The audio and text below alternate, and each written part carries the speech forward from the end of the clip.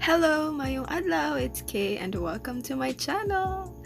So today's makeup look is inspired by Miss Universe Philippines, RABIYA Mateo. Ayan.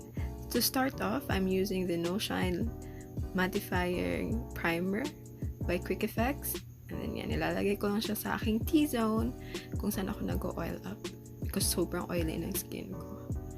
And then for foundation, I'm using the Everbilena All Day Liquid Foundation in the shade Olive.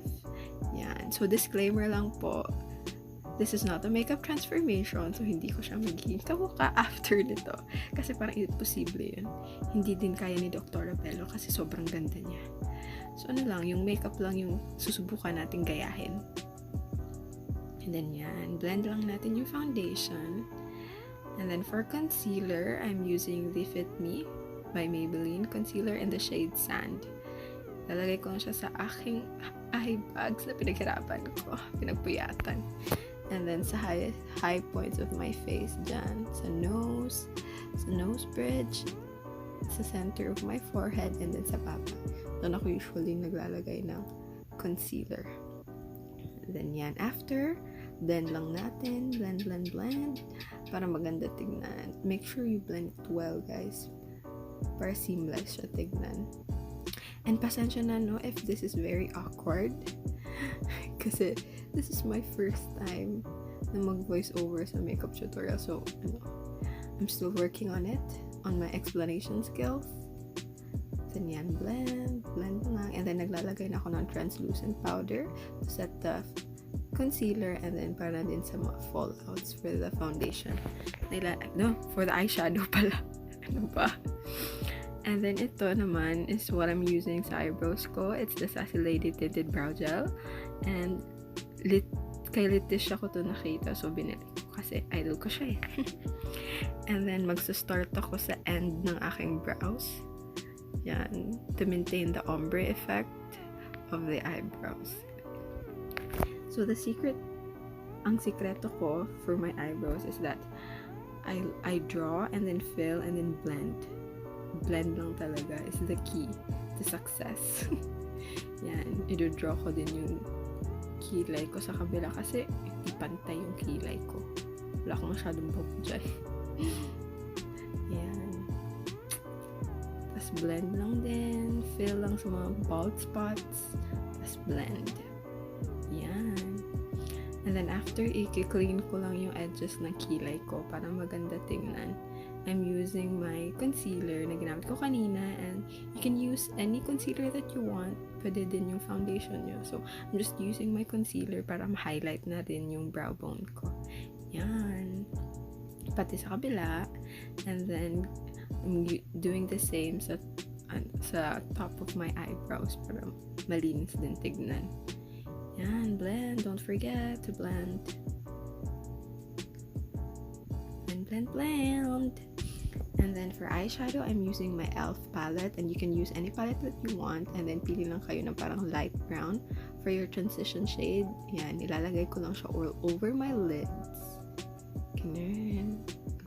Make sure to blend, guys, ako kasi I'm still working on my blending skills. So please huwag niyo ko i-judge. Wala naman siguro manonood nito. And then I'm just getting the darker brown shade para intensify yung outer lids ko. Yan. Feeling ko din naman friends ko lang yung manonood nito. So, okay lang. Wala naman siguro iba. Yan. Don't forget to blend. Blending is the key to success.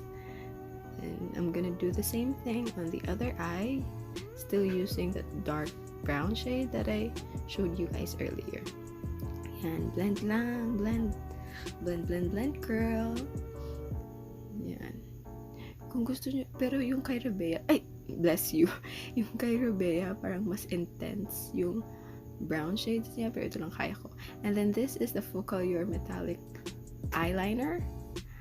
And then yan, nilalagay ko lang siya sa aking lids. Parang cut crease, pero I'm gonna blend it out. Yan, blend lang. Pero, I don't know why, pero sa camera, parang it's silver. Pero in person, it's more of a gold. Pero yung kay RABIYA, parang mas glittery yung ganito niya. Wala na akong glitter na gold. So, no, working on what I have. And ibabalik ko lang yung dark brown shade na nilagay ko earlier to intensify and then to blend. Yan. So, mas gusto ko pang maging gold. So, nilagyan ko ng gold highlight. Depende na din sa inyo kung anong gusto nyo. Yan.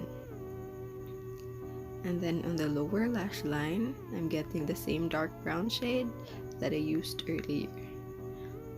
And so, I was supposed to put the silver on the inner lower lash line, pero nakalimutan ko. So, if gusto nyo gayahin to, just put the shimmery thing that we put earlier. So, for the eyeliner, I'm using my all-time favorite, Careline Graphic Liner.